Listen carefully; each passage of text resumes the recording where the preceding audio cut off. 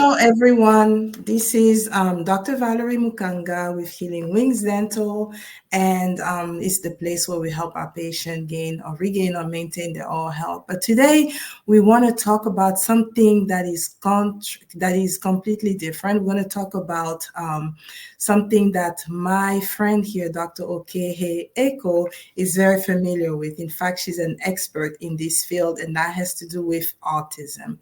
So, Dr. Eko, I wouldn't want to butcher your introduction or you introducing yourself. I want to give you justice at introducing yourself. So, how can you tell us a little bit about yourself? Who is Dr. Eko?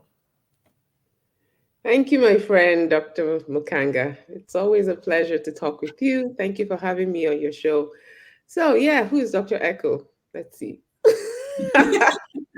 So, yeah, I'm a board certified pediatrician. Well, I'm an integrative pediatrician, and I'm the founder of Glow Pediatrics. And in Glow Pediatrics, we do autism and ADHD medical evaluations in several states of the country, and we also provide ongoing holistic care for the children. So, for example, we identify and treat constipation, sleep, behaviors, the picky eating. So we're working on their gut health and their brain health so that they can thrive in every area of their lives. And we like to say so they can glow with health from the inside out. So I'm also a mommy of 3 kids who keep me on my toes constantly. So, but I'm happy to be here. Thank you for having Well, me. thank you so much for saying thank you to our invitation. I absolutely love the whole mantra about glow pediatrics so that people can glow in their health, especially their brain health. So, Dr. Echo, tell me, please, or tell us, what is autism? I know that I have, many times some patients that come in the office and they display some behaviors that sometimes make me think or suspect that they may be affected by autism. But you are the expert. What is actually autism? So autism is a brain-based disorder, right? And it can manifest in so many different ways. And typically when most people think about autism, so they're thinking about a child that has difficulty with social communication. Sometimes they may be verbal, sometimes they may not be verbal, but they have difficulty with communicating with others or even interacting with others the way most other kids would. And there are also concerns around their behavior. So typically they can have very restricted behaviors. And what that means is like things have to be in a routine, things have to be set a certain way. If something is off, then the child is not able to regulate themselves to go along with that. And those are the hallmarks of autism. So it's the social communication and the behavioral, the restricted behaviors. And so, but again, it's called a spectrum because no one child is the same as another one. So there are people who can walk past you and you have and can interact with you and you have no idea they have autism, to the children who or adults who you see and are nonverbal, are unable to have difficulty with movement and all of those. So it's a whole wide spectrum. And so the key with autism is just making sure that the child, if you as a parent suspect that something doesn't quite feel right with your child, and you know your child best, it's important to bring it up to your pediatrician and to discuss your concerns with them. And there are screening tools that can be done as early as 18 months to see if there's a risk of that child developing autism or having autism, and then you can go for a medical diagnosis, which is what Glow Pediatrics does. So Oh, okay. Well, thank you so much. I like the fact that you said, you enlightened us, and that you said some of the autistic children are verbal versus some are nonverbal. I can recall this specific family, and I'm from the Democratic Republic of Congo, and it was also a Congolese family, and I felt like one of the child, was autistic, but obviously I cannot diagnose, and I had advised the mother to go and seek medical counseling as far as that's concerned, to see if in fact the child, was autistic. And she came to ask me, what is autism? Like, she had no idea what it was. And so I kind of, the child is verbal, or he can speak, but he's kind of a little bit detached. So he, doesn't form all his words properly, but the child is at an age. At the time, I believe the child was maybe 4 or 5. It's been a couple of years ago. And so I hope that they did, take heed to my advice, since I haven't seen them for a little while.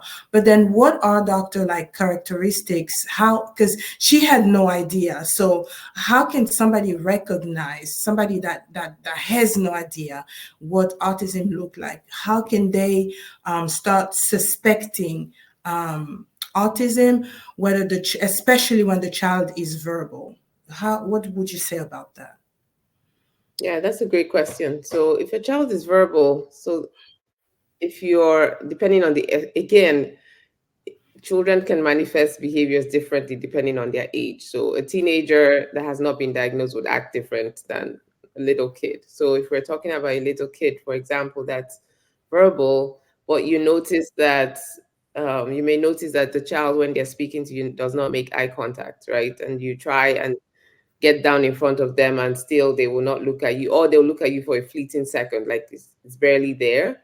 And Mm-hmm. yes, sometimes you may say that's shyness, but as they get older, you should start to see that even with some people that they know, they should be able to make eye contact. And if you don't see that at all, that could be a sign. I mean, it doesn't mean they have it, but that could be one of the things you look for.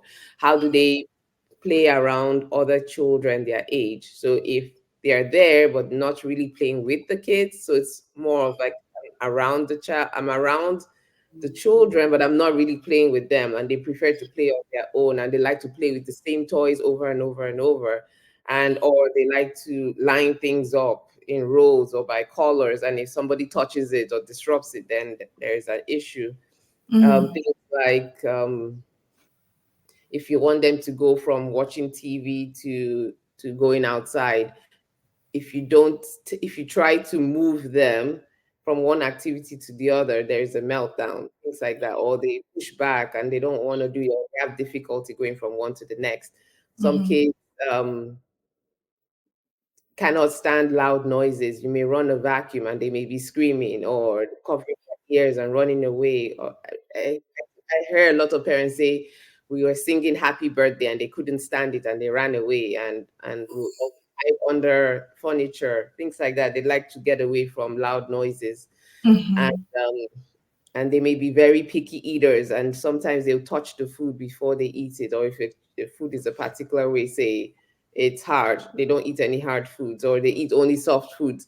So the possibilities are endless. So but Endless. it's things where you just want to note how do they act around others, how, and I mean, you meet some children with autism who are extremely social, so you can't even say that's it, but there's something, if you look closely, there's something else that's not quite, that's a little different. And it's just those are the things I would look for. And then if you're talking about the teenagers I've seen, they may have a group of friends, but if you notice, even with those group of friends, there's only maybe one or two they will talk to, right? Or they'll interact with, or they can't stand anybody else, or they have habits. So for example, they may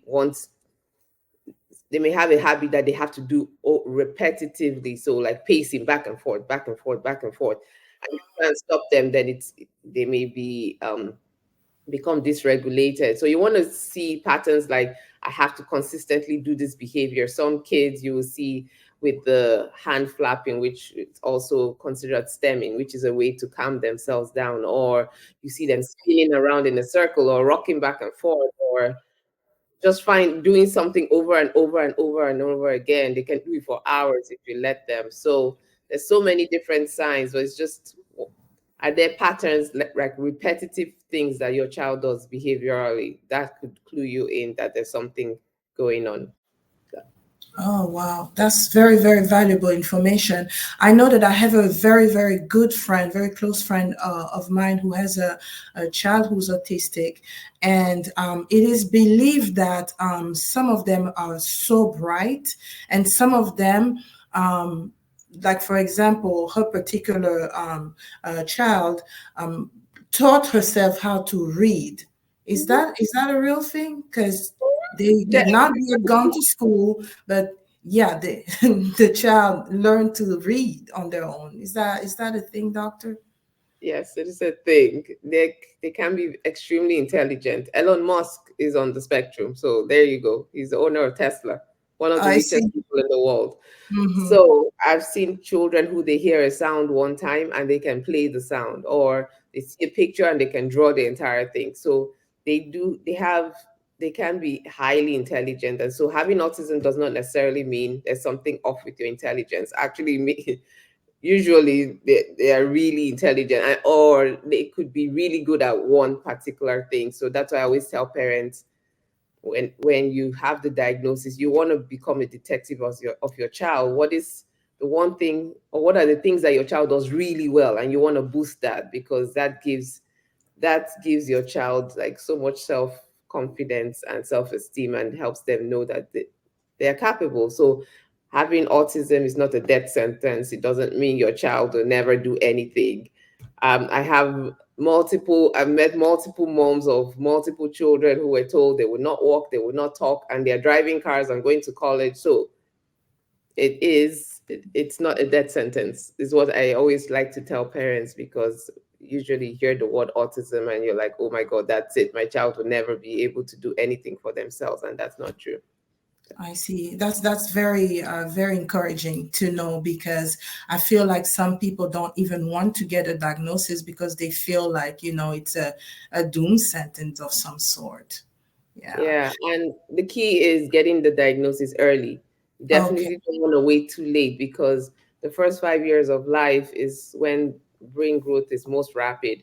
And Mhm. if you hear any pediatricians talking, they're always talking about early intervention. Well, absolutely, if you're suspecting there's something going on with your child, early intervention is key, because if we're going to set in place any therapies to change, to help with speech, to help them like strengthen their muscles so they can do things like tie shoes, or to help them with their behaviors, or in my case, helping them with their gut and brain health. It doesn't mean it can be done after 5, but you want to get the diagnosis in place so your child, especially at school, because most schools will not give your child the support they need until they have a medical diagnosis. And so you're actually hurting your child's chances of becoming the best version of themselves, or even exploring their potential, because we're shying away from having a diagnosis. It's not a label. Your child is not a diagnosis. Your child is your child, is Right. your precious child that you have, and the diagnosis does not define your child in any way, shape, or form. It just gives your child the support and the help that they need at school, and all the support that they can get, so that they can improve, and things can improve and get better, because it definitely can. Yes. Okay. So Dr. Echo, is it hereditary? Does it run in families, autism? Does it? Yes. It can be genetic, yes. There are families where it's like runs in it. And so I often will, as I'm doing a diagnosis, will as I'm talking to the parents, then they start to say, oh, but I do this too, and I do that too. So Mhm. again, you may be walking around and not know you have it, right? Because you've been able to cope and have learned skills to handle whatever, handle the things that you need to do in life. But yes, it does run in families. I see. Okay, so Doctor, okay, now having described the disease, I'm trying to find out now, and I would like for you to go into what does help look like. I mean, how can you cope if you're a parent and you have children or child or children who are autistic? How can you cope? What can you do to help to best help that child so that they can, cope and grow in a more balanced way if they are not well balanced?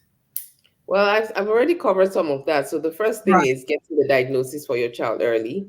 Mm-hmm. And then it depends on what's going on with your child, right? So for example, if your child is not nonverbal, you want to get them in speech as early as possible. Actually, you don't even need a medical diagnosis to get into speech. Right. If your child isn't making words and putting two words together by age 2, around there, you need to talk to your pediatrician and get a referral to speech. Okay. So, and then occupational therapy, some children have difficulty using their fingers or like tying shoes or picking up things.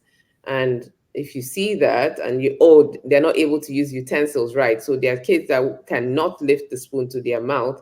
So they're going Mm-hmm. to eat with their hands.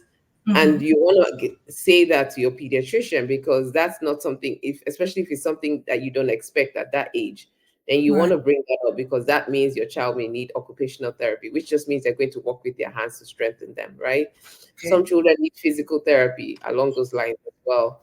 um, if your child is having difficulty with social communication, interacting well with others, maybe difficult behaviors like screaming, hitting, banging heads on the wall, then you want to consider something like ABA therapy, which is applied behavior therapy, where they will work not to change your child, but to replace the behavior. So if your child is banging their head on the wall because you said no to them, then we want to teach your child to be able to either point or to be able to communicate with you in a different way than banging their heads, because we all know that's not good for their heads. Uh-huh. So, sorry about that. No. So, yes, so those are the therapies that most children after diagnosis will need: the ABA, the speech, the occupational therapy. But Mm-hmm. in addition, um, in my practice, I found that 95% of children who have a diagnosis of autism, they are constipated, they don't sleep well, they don't eat well, they they are very picky eaters, and those things can be addressed. It's not enough to say, oh, it's autism and do nothing about it, because believe it or not, what happens in your gut, in your tummy, affects your brain and affects the behavior you see, right? So you are what you eat. We are what we eat. So if you want to make changes, and the other important thing is that if your child is really constipated, they won't sleep well. They will be in so much pain. Their behavior will be aggressive. So you see how it's all connected. So Cycle, yeah. practices, we address the gut health, the brain health, so that when your child goes to therapy, they're actually learning what they need to learn, right? Because if the child doesn't feel good, we can do all the therapy we want, it's not going to work. So there's that combination of therapies plus addressing the health concerns of the child. So, So constipation is one of the thing that needs to be addressed, doctor. What are some of the things that, especially for a picky eater, you can actually advise them to eat and see the cycle getting better? well, in general, I found there's so much research that shows that when children eat gluten, which is found in wheat, so Mm-hmm. wheat products, dairy, and sugar, those three things especially cause inflammation in your gut, which causes inflammation in your brain, which literally I like to say sets your brain on fire, because we have to make it very plain, because that's essentially what it's doing. So I often advise parents to, even if they don't know specifically what their child is sensitive to, because there's a lot of food sensitivities that Okay. that are going on with children with autism, that will show up in the form of: I'm constipated, I don't sleep well, I don't act right, I'm very aggressive. but it stems from that they are sensitive to foods that they're eating. So you want to try getting your child off gluten, off dairy, off sugar as much as possible, and they are replacement. So instead of having gluten, you can have oats, or you can rice doesn't have gluten, potatoes don't have gluten. So you see that you can swap things out. For dairy, you can try almond milk or or oat milk or coconut milk. Mhm. And for sugar, yes, all the colored cereals, please. Those things are so bad for your child's brain.